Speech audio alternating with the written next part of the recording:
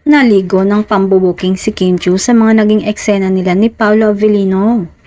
Kinuyog ni na Vice Ganda at Darren Espanto si Kim sa It's Showtime sa magkakahiwalay na pagbida nila sa Kim Pao mula sa party hanggang sa gym. Mapapanood sa splice ng It's Showtime na walang kagatol-gatol na binuko ni Darren na kasama siyang nag-gym ni Kim at Paolo bago sila pumunta ng show.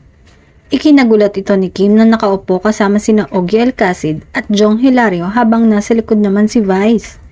Say pa ni Darren, "Love takes time, Paolo Avellino." Pagkuyog pa ng iba kay Kim, "Bakit namumula ka?" Tugon naman ni Kim, "Ewan ko ba dyan kay Darren?"